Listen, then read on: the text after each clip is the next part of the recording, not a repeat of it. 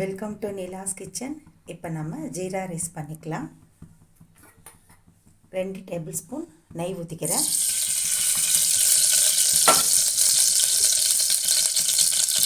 எண்ணெய் விட்டுக்கலாம்.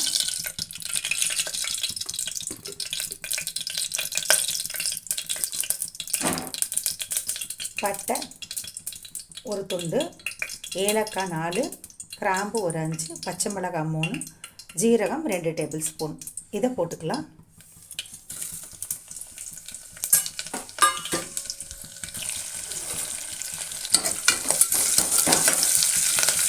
நல்லா பொரியட்டும்.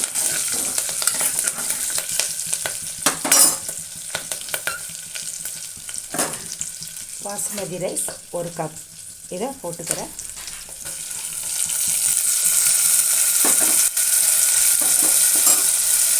ஒரு 10 நிமிஷம் ஊற வச்சுருக்கேன். 1 டம்ளர் பாசுமதி ரைஸை இதை கலந்துக்கிறேன். வதக்கியாச்சு. 2 கப்பு தண்ணி, 2 டம்ளர் தண்ணி ஊற்றிக்கிறேன்.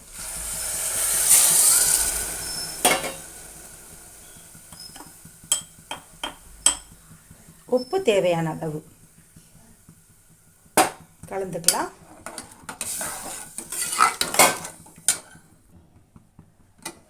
கலந்தாச்சு. இப்போ இது ஒரு விசில் விட்டு நான் எடுத்துக்கிறேன்.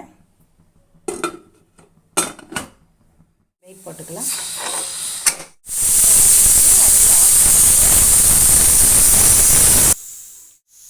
ஒரே விசிலில் நிறுத்திட்டேன். வெயிட் அடங்கினோன்னே நான் காமிக்கிறேன் உங்களுக்கு. வெயிட் அடங்கிருச்சு. திறந்து பார்க்கலாம். சூப்பராக ரெடி ஆயிடுச்சு. இப்படியே சாப்பிட்லாம். நமக்கு ரிச்சாக வேணும்னு நினச்சோம்னா ஆனியன் நல்லா ஃப்ரை பண்ணி வச்சுருக்கேன். முந்திரி பருப்பு இதை நம்ம அப்படியே நெய்யில் வறுத்துருக்கேன். அப்படியே இதை தூவி விட்டுக்கலாம்.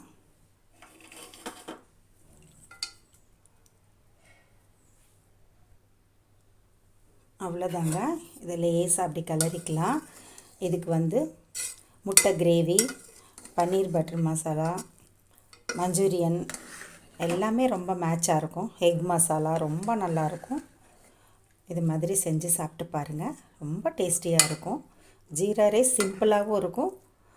ரொம்ப ஈஸியாகவும் குக் பண்ணிடலாம். இதே மாதிரி நீங்களும் செஞ்சு சாப்பிடுங்க. தேங்க்ஸ் ஃபார் வாட்சிங்.